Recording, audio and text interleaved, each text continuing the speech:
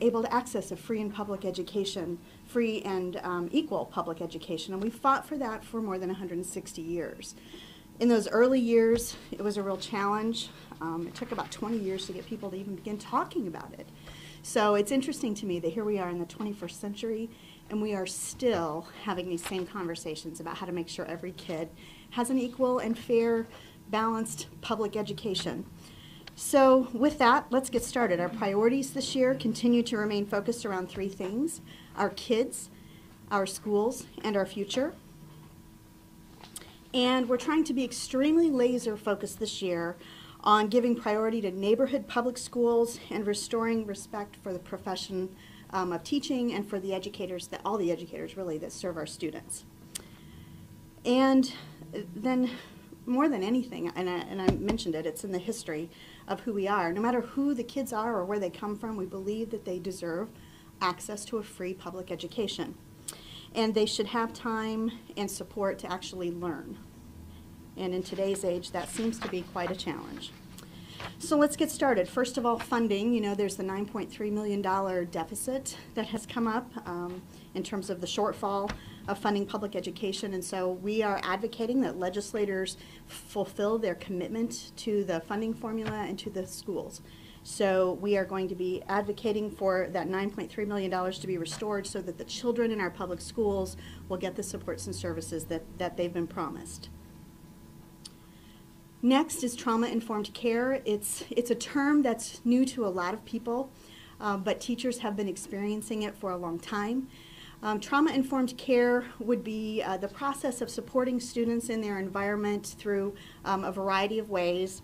Students who are experiencing some sort of trauma or have been traumatized in some way. And you know, you typically think of things like child abuse and neglect, but we're also looking at things like students who've had parents who have been repeatedly deployed, and they're facing a lot of challenges with that, and that's a kind of trauma. But also the opioid crisis that Indiana is experiencing right now. That is creating an even greater pool of students that we've never necessarily had to be super concerned about in the past in terms of their family, their care outside of school. So I know the governor has a concern about that. That was part of his platform, and we really want to talk more about what it means to support these students who have this, this traumatic experience happening in their lives. And that looks you'll see in our packet that's in the packet, that kind of support can come in a lot of different ways. One of the things we are looking for is more perhaps mental health supports for our students, increasing the collection of data around ACEs. So we can talk more about that in a bit. But again, trauma-informed care, looking for ways to support our students who are in schools suffering from whatever kind of trauma it is that they're bringing with them when they arrive. Kindergarten. My love, my area of specialty. You know, in all the years I taught kindergarten, it always amazed me that a student would show up in first or second grade never having been to school. And it just was appalling to me when I first realized that the compulsory age was 7. And then I was even more stunned when I realized it's not even required that you show up for kindergarten. And I knew it wasn't when I went to school. My parents couldn't afford kindergarten, and so I didn't go. First grade was when they had to put me in school, so they did. But you know, that was in the early 70s, so I thought for sure the law would have changed. So when I started teaching kindergarten, was really surprised by that. And our data tells us that we have around 7,000 children in Indiana who don't show up for kindergarten each year. They should, and they're eligible, but they don't. So when those children do show up in school, their experience is different than their peers. They're behind from the get-go.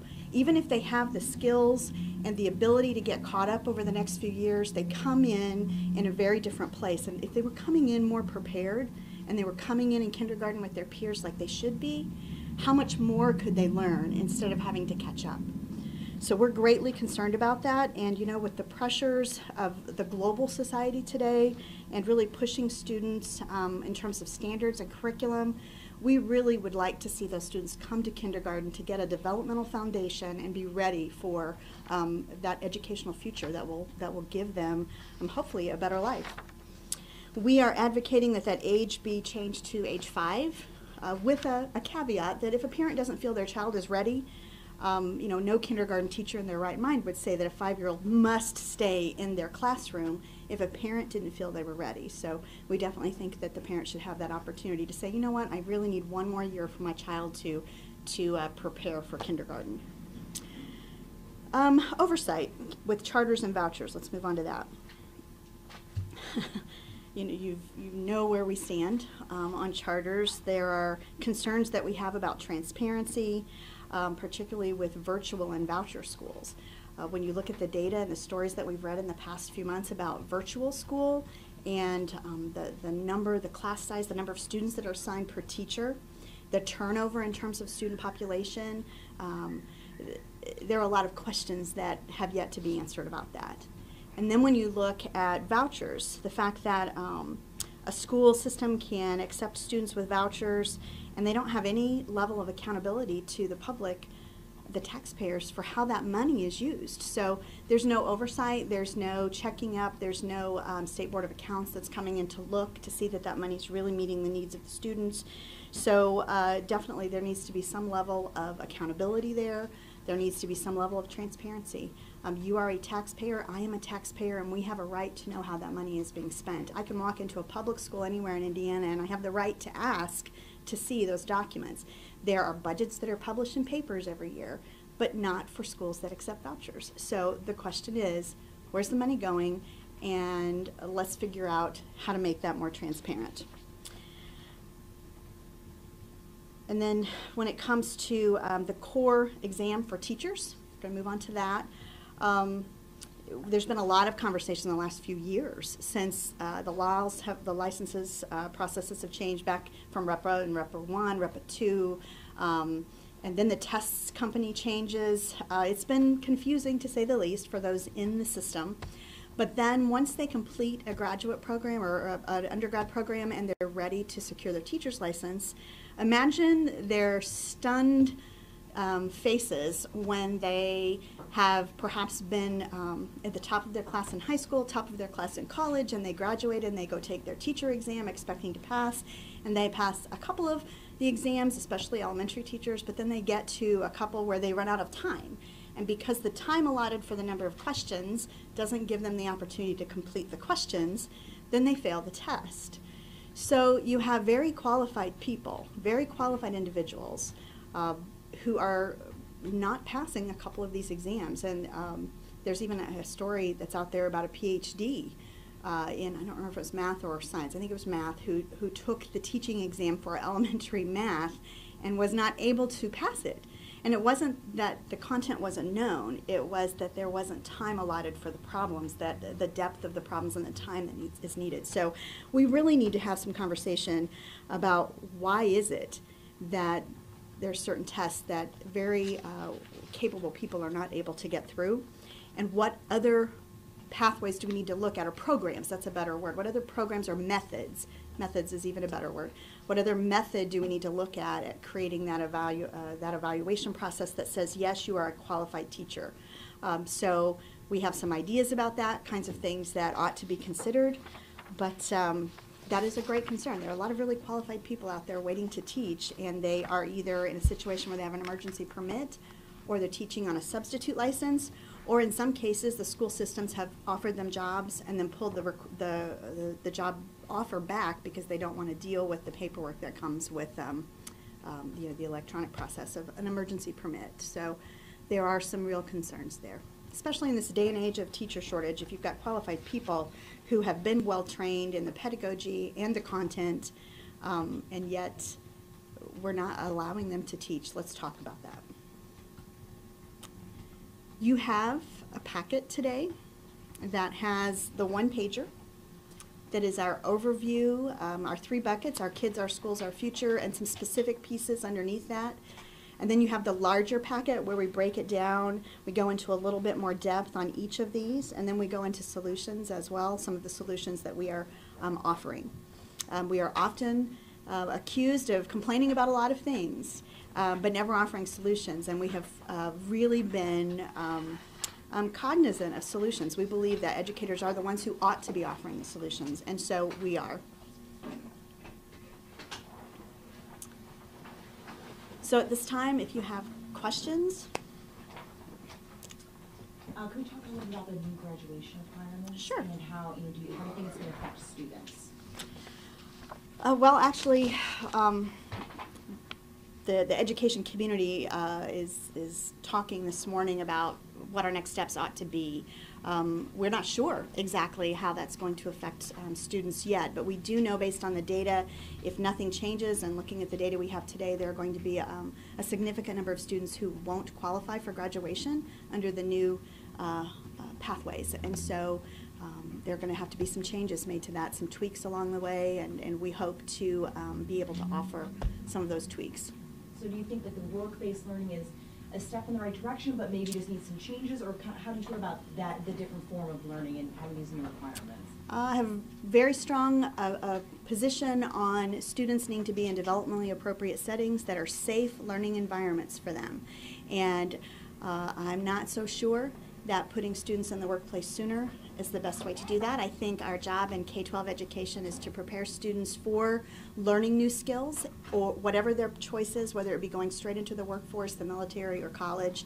So if we can do that and give them the skill set to adapt to an environment that they need to adapt to learn those new skills in the workplace, then that's the purpose of public education, K-12. It's not to fill jobs in K-12. These are children. They're still learning. And so, what changes would you like to see kind of differ? In this template, I think they need to take. We need to line it up next to the current programs that we have. See what programs schools are already offering and creating for students who are wanting to have apprenticeships and internships, and then expand on that rather than throwing everything out and starting over. Because, as you said, the fear of students not being able to graduate if these are the requirements. In each of those, it's my understanding, in each of those pathways, there's a component that must, at least one part of that must be attained. And that creates special challenges for a certain population of our students as well. And so that conversation will have to be had. I think the defining of what it means to have a local pathway, some sort of framework to that, so that you don't end up with 300 superintendents at every state board meeting wanting to ask permission for a special local pathway. I think there's a better way, and I think we need to look at what we're doing and figure out if there's a way to build on that and meet the work that needs to be done. Can you talk a little bit about the pause and accountability? Because I guess I want to understand better exactly kind of what you're hoping lawmakers might do, since there doesn't seem to be any leeway on the federal end, at least, to do that as they have in years past. But they could within the state in terms of accountability for teacher evaluations and then ranking or rating of students in terms of right now we get I forget the term. It's where negative impact. If a teacher, if a student hasn't grown significantly, there's a negative impact score that comes up, and that impacts the teacher's evaluation. It impacts the school letter grade. It impacts the school corporation letter grade, and so we're talking about the state accountability piece here. We understand that there are federal regulations that we can't just ignore, but there are parts in Indiana where we would like to see that pause. The Indiana Chamber of Commerce has requested that computer science classes be a requirement for graduation, and the state superintendent and Governor Holcomb has said that they would like it to be required as a class, but not necessarily as a graduation requirement. Do you have an opinion on that? I would agree with that. I think you have to look at what's available within the school right now. Many of our schools already offer that, and you have to look at what is accessible for the schools. There are still some schools who have challenges with actually consistent access to online, to being able to access the internet and have internet capabilities. And so depending on the kind of computer science class and how you want it supported, I think there's still a question. I don't know that it needs to be a requirement for graduation, though. You talked about wanting to look for other methods to get qualified teachers who are having trouble passing these exams into the classroom. Superintendent McCormick proposed some sort of waiver process. Do you support where she's coming from on that? And if so, how do you balance waivers from these exams with making sure students still have highly qualified teachers? So I'll give you an example of someone I know who is currently teaching on an emergency permit. She graduated from high school in the top 10% of her class. She graduated cum laude from her university, and she has yet to pass the math portion, and she gets to a point and runs out of time. And she's very methodical in her work, and I have met her, I know her, and I believe that she's very methodical, and she needs more time on that. So for someone like that, I think when they come to you with a stellar recommendation from their supervising teacher and from their university, when they have an excellent academic record, and then they perhaps have a year or two of excellent teaching evaluations, either effective or highly effective, or perhaps they meet their IMAP principles, the teaching standards that currently it's one way of getting beyond your initial license, and you need to master at least 8 out of 10 of those teaching standards and demonstrate those to your principal. So if a principal says, yes, you've got it, you've met at least 8 out of 10 teaching standards, I see it, you can teach. I think that should be sufficient. What about though when it comes to, because that would then, you know, those same changes to licensure requirements would also apply to people who aren't traditionally educated teachers. Do you think that it should become easier for, you know, let's use the example of a professional welder to, you know, to come into a school and kind of be able to forego those pedagogical requirements, those extra types of training in learning? So there's a whole different path for a career and technical education certification. There's the Workforce specialist permit. Yes, the workforce specialist permit, and I am not familiar with all the criteria, but I think that is built around their internal certification, of internal meaning their specific profession. So I'd have to look more at that workplace specialist, but I believe, from what I remember, that wouldn't necessarily impact them. Well, but there is a requirement with the workforce specialist permit. I'm pretty sure you have to meet, there's a GPA requirement, you have to have a bachelor's degree. And then in 2 years, you have to have completed, I don't know how many. Pedagogical. Yeah, some kind of pedagogical component. And my understanding, in talking with Superintendent McCormick, was that she was looking at even changing those aspects to try to get those people I would, certified. you know, we'd have to talk to our members, but we would be less likely to support the pedagogical waiver, because if you don't know that part, classroom management, child psychology, educational psychology, if you don't know that part, then you're not prepared to walk into a classroom of 15, 16, 17-year-olds who may or may not really want to be there and don't really care that you're an expert or certified. So, you know, some will be really intently ready to go, but teenagers are a special group. It just depends on their mood and their day. I live with one right now, and I know. Yeah, I would without surveying our members, I can't say 100%, but I would tend to think that we would lean on the pedagogy of being pretty firm. I'm talking about the content area when they've demonstrated it, and it's something as simple as, you know, you can perhaps see their test scores. I know right now if you are to renew an emergency permit, for example, for someone who has had trouble passing a particular area of the test, you have to at least show that they're taking the test and they're making some level of progress. So if you can see that, and then you see demonstrated in class that, yes, they are proficient in this, then I think that should be sufficient. Do you guys have an opinion about what's happening with the Gary School Corporation? We are aware of some of what's going on up there, but you know, they're not one of our locals, quite honestly. We haven't followed it that closely. Should the state be taking over school districts that are in financial distress? I think they need to definitely monitor the financial situations and be more, I mean, why does State Board of Accounts exist in the first place? They ought to be red flagging things sooner so that schools can begin working on those. But in terms of takeover, I think assistance would be a word I would prefer, that they would come alongside and work with the school system to try and make things right. How feasible is it to have a computer science course in every K-12 building? In every building, every You said grade? One in every school? Let's see. Require every Indiana school to offer at least one computer science course. I think most of them, many are doing it. I can't give you a number, but I think many of them are. How feasible is it? It depends on training, I guess. It depends on what they have available to them. Probably a class is possible, but is it needed? I don't know. One of the things Superintendent McCormick suggested when we were talking about how to help financially distressed school districts was, you know, being able to give school districts more flexibility and, you know, ripping teachers if they have this huge drop in enrollment, you come out kind of against that. What suggestions do you have, or do you have any for school districts that are financially distressed and students in these tough positions, if not that?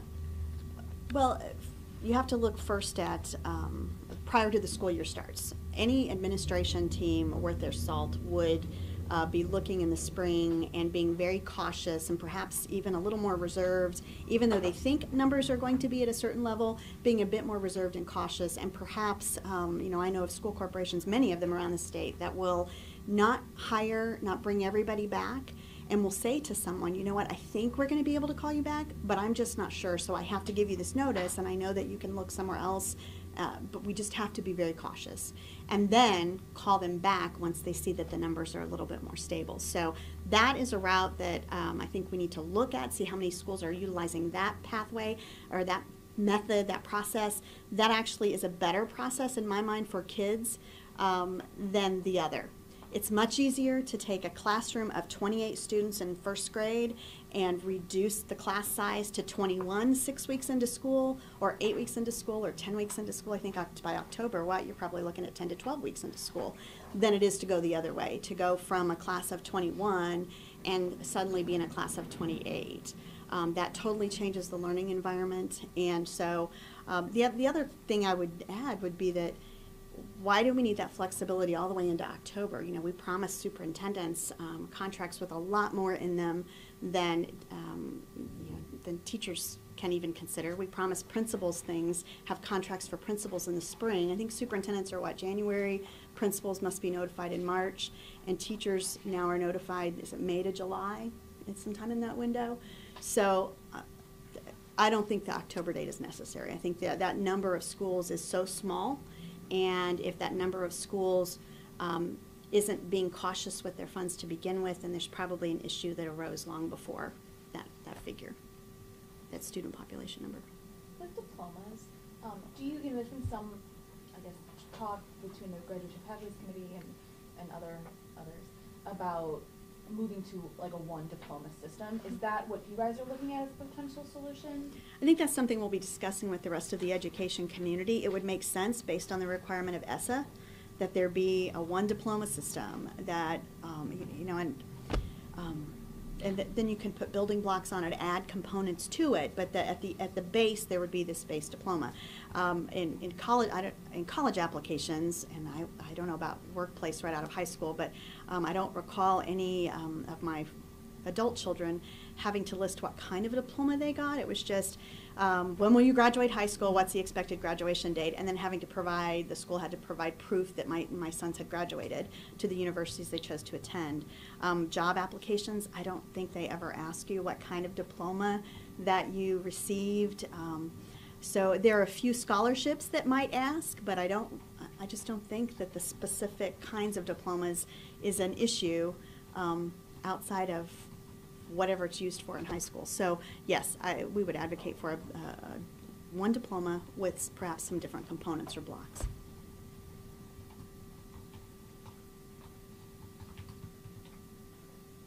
With regards to virtual schools, the teacher-student ratios at all virtual schools actually are quite a bit higher than what you would find in a brick-and-mortar school. Do you think, in addition to some of the things that you've outlined here, that there should be any look or examination of student-teacher ratios, either at virtual schools specifically or even more broadly in more traditional schools? There probably ought to be some consideration. I think an audit of true teacher-to-student population. Now, right now, if you say, I want an audit of the schools of Indiana of how many teachers to how many students, that would include every person in the school who has a teaching license. So it would include all the administrators, counselors, so you would get this false sense of a number. If you look at and it also includes any special education teacher who might be doing pull-out services and might have a student that they pull out of your classroom for 30 or 40 minutes, but that teacher would be included in the overall average.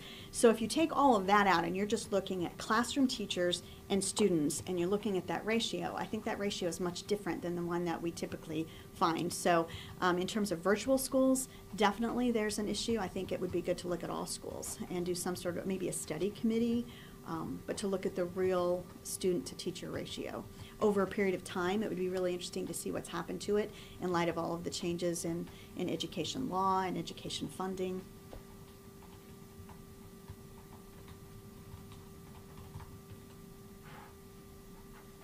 What do you, there seems to be like a little bit less attention, at least on the part of the governor and Senate Democrats, on education issues this year in the General Assembly. It's a short session. What, as you're looking for partners to work with on legislation and carrying things forward, what do you kind of foresee as being successful? How much appetite do you think there is this year to make some of these big changes that you're proposing? It's hard to tell. It's always hard to tell going into a legislative session, especially the short one. In terms of our hopes, probably none of these are going to surface as actual key leading bills. But they may surface in some way as an amendment. We may be able to have some conversation in committee, some of the committees about some of these as they come up. So we're just cautious, trying to be hopeful. You just never know. You just never know in Indiana. Are there any lawmakers that you're working with currently on bills? There are a few that we've had some conversations with, and that's part of why we're thinking that perhaps amendments are the better route to go. I'm guessing those would be Democrats. Actually, a little bit of both. Yeah. The process of a bill. If you put a bill out there and it goes to committee, or it doesn't make it to a committee hearing, then it's done. So at least in an amendment form, we have a greater chance of being able to be heard and maybe have some change.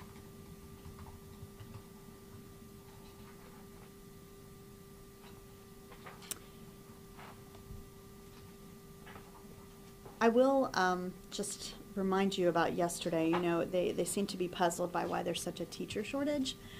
Yesterday was another just blazing example of why teachers and administrators, I don't think it's just limited to teachers, I think it's anybody who works in K-12 public education feels so disrespected. We came together in a collective voice with parents to say we have some real concerns about this issue. And it could be graduation pathways or any other issue, but it seems to be that when the education community comes together to speak,